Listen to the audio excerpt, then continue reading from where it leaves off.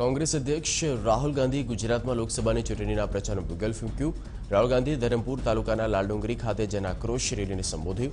राहुल गांधी लालडुंगरी खाते सभास्थळની नजीक बनावेला हेलीपेड पर हेलिकॉप्टरથી पहुंच्या, जे बाद તે સીધા સભાસ્થળે जनसभा संबोधवा માટે પહોંચી ગયા હતા। राहुल गांधीનું સભા મંડપમાં સ્વાગત થયું। ધરમપુરના લાલડુંગરીની રેલીમાં દક્ષિણ ગુજરાતમાંથી 1.5 થી 2 લાખની જનમેદની રાहुल ગાંધીને સાંભળવા ઉમટી। સાથે જ મોટી સંખ્યામાં કોંગ્રેસી આગેવાનો પણ હાજર રહ્યા। રાहुल ગાંધીની રેલીને પગલે આખા વિસ્તારને પોલીસ છાવણીમાં ફેરવી દેવામાં આવ્યો હતો। વલસાડમાં રાहुल ગાંધીનું વેલેન્ટાઇન ડે પર ખાસ રીતે સ્વાગત કરવામાં આવ્યું। મહિલાઓએ રાहुलને ફૂલ આપી સ્વાગત કર્યું। વલસાડના અગ્રણી કાશ્મીરાબેને અચાનક રાहुल ગાંધીને નજીક ખેંચી ગાલ પર ચુંબન કર્યું। બાળકની જેમ ગાલ થપથપાવીને હેત વરસાવ્યું હતું। લાલડુંગરીનું ગાંધી પરિવાર સાથે ખાસ કનેક્શન છે। ગાંધી પરિવાર આ પહેલા પણ અહીં 3 સભા કરી ચૂક્યું છે। અહીં ઇન્દિરા ગાંધી, રાજીવ ગાંધી અને સોનિયા ગાંધીએ પણ કરી હતી। આ પછી હવે જ્યારે રાहुल ગાંધી લાલડુંગરી ખાતે સભા સંબોધી। રાहुल ગાંધીના ગુજરાત આગમનથી કોંગ્રેસમાં નવી શક્તિનો સંચાર થયો છે। રાहुल ગાંધીએ પોતાના સંબોધનમાં રાફેલ ડીલ મુદ્દે મોદી સરકાર પર શાબ્દિક બાણો ચલાવ્યા। ભાષણની શરૂઆતના ચોકીદારના નારા સાથે કરી રાहुले આરોપ લગાવ્યો કે અનિલ અંબાણીને ફાયદો પહોંચાડવા માટે પીએમ મોદીએ એચએલને કોન્ટ્રાક્ટ ન આપ્યો। રાहुले ખેડૂતોના મુદ્દે પણ મોદી સરકારની ઝાટકડી કાઢી। રાहुले આક્ષેપ કર્યો કે મોદી સરકારે 15 લોકોનું 3.5 લાખ કરોડનું દેવું માફ કર્યું, પરંતુ ખેડૂતો અને નાના દુકાનદારોની મદદ કરવાની સરકારે ના પાડી છે। લોકસભાની ચૂંટણીના પ્રચારમાં કોંગ્રેસ પાર્ટી કોઈ કચાશ રાખશે નહીં। મળતી માહિતી પ્રમાણે 1 માર્ચથી 10 મે સુધી કોંગ્રેસ અધ્યક્ષ રાहुल ગાંધી 200 રેલી કરશે। માર્ચ મહિનાની શરૂઆતમાં ઉમેદવારોની યાદી કોંગ્રેસ જાહેર કરી શકે છે, જેમાં રાજસ્થાન ઉમેદવારોની પહેલી યાદી જાહેર થઈ શકે છે। ગાંધીનગરના મેયર પ્રવીણ પટેલે પોતાના પદેથી અચાનક રાજીનામું આપી દેતા રાજકીય ગરમાવો આવી ગયો છે। પ્રવીણ પટેલે કોર્પોરેટર પદેથી પણ રાજીનામું આપ્યું છે। હાઈકોર્ટના પક્ષાંતરના ચુકાદા પહેલા જ તેમણે મેયર પદેથી રાજીનામું આપતા હવે deputy mayor Devendrasinh Chavda charge લેશે। ભાજપના મારો પરિવાર ભાજપ પરિવાર અંતર્ગત ભાજપના પ્રદેશ પ્રવક્તા ભરત પંડ્યાએ અમદાવાદ સ્થિત પોતાના ઘરે ભાજપનો ધ્વજ ફરકાવ્યો। આ પ્રસંગે સંત કલાકાર અને રાજ્યસભા સાંસદ શંભુ પ્રસાદ તુંડિયા તેમજ બીજેપીના કાર્યકર્તાઓ ઉપસ્થિત રહ્યા હતા।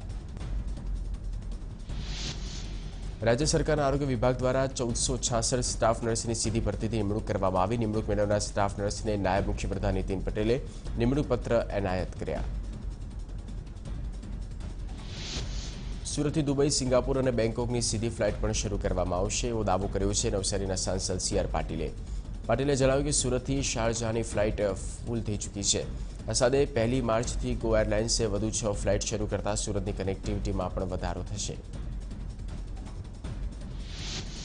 રેલવે કર્મચારીઓએ પડતર માંગોને લઈ કેન્દ્ર સરકાર સામે બાયો ચઢાવી છે। જો કેન્દ્ર સરકાર કર્મચારીઓની માંગ નહીં સ્વીકારે તો આગામી સમયમાં દરેક રાજ્યમાં હડતાલની ચીમકી ઉચ્ચારી। આગામી 13મી માર્ચે દેશભરમાં રેલવે કર્મી હડતાલનું શસ્ત્ર ઉગામશે। નવસારીની વિજલપુર નગરપાલિકામાં ભારતમાં શરૂ થયો છે ભાજપમાં શરૂ થયો છે આંતરિક વિવાદ। ભાજપના 33 સભ્યોમાંથી 15 સભ્યો નગરપાલિકાના પ્રમુખ સામે નારાજગી વ્યક્ત કરી। ભાજપ શાસિત વિજલપુર નગરપાલિકામાં 9 વોર્ડના 36 સભ્યોમાંથી 33 સભ્યો બીજેપીના છે।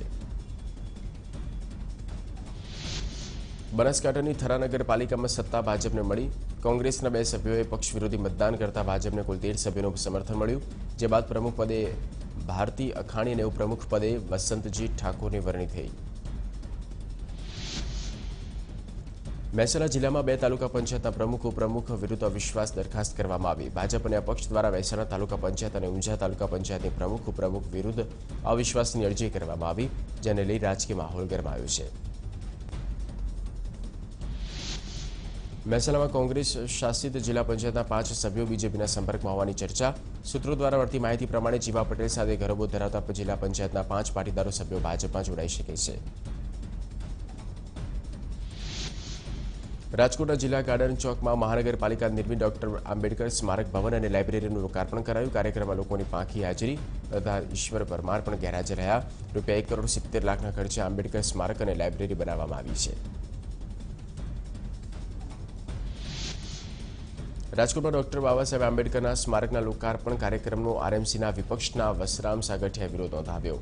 આમંત્રણ પત્રિકામાં ડોક્ટર આંબેડકરનો ફોટો ન રાખવા બાબતે સ્ટેજ પર કર્યો વિરોધ. ભ્રષ્ટાચારના આરોપો લગાવવામાં આવ્યા. મહીસાગરના જંગલમાં વાઘ હોવાની પુષ્ટિ થઈ ત્યારે અરવલ્લીમાં માલપુર અને મેઘરજના જંગલોમાં વન વિભાગ સક્રિય થઈ ગયું છે. બંને વિસ્તારના જંગલોમાં કુલ 11 ટીમ સક્રિય છે. જંગલ વિસ્તારની નજીક આવેલા આસપાસના વિસ્તારના લોકોને સતર્કતા દાખવવા જાણ કરવામાં આવી. મહીસાગરમાં વાઘની પુષ્ટિ થયા બાદ હવે વાઘની સુરક્ષા અને સલામતી માટે કાર્યવાહી હાથ ધરાઈ છે. વાઘની સલામતી અને તેનું લોકેશન મેળવવા વન વિભાગે સાસણગીરથી વધુ 19 નાઇટ વિઝન કેમેરા લગાવ્યા છે. સમગ્ર જંગલ વિસ્તારમાં નાગરિકોના પ્રવેશ પર રોક લગાવી દેવામાં આવી છે. આ તરફ વાઘને લઈ અરવલ્લી જિલ્લાનું વન વિભાગ પણ એલર્ટ બની ગયું છે. વન વિભાગ દ્વારા લોકોની સુરક્ષાને લઈ જરૂરી કાર્યવાહી હાથ ધરવામાં આવી. જંગલ વિસ્તારમાં લોકોને સતર્ક રહેવા તાકીદ કરી.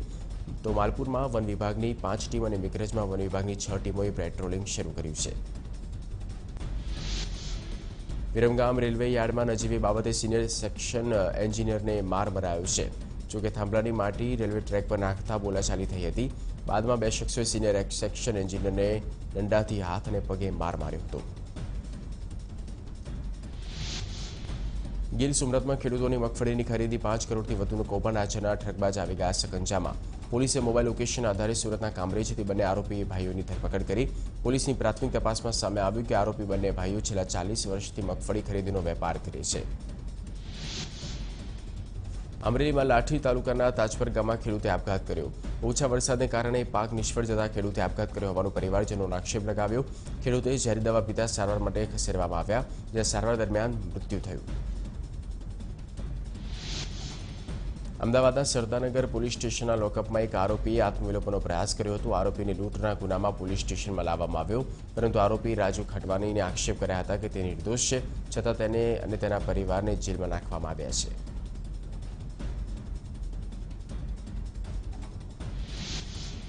વડોદરાના પ્રખ્યાત નારાયણ જ્વેલર્સ પરિવારના 4 સભ્યો સામે ગુનો નોંધાયો છે. હાઈકોર્ટે કરેલા આદેશ બાદ છેતરપિંડીનો ગુનો નોંધાયો.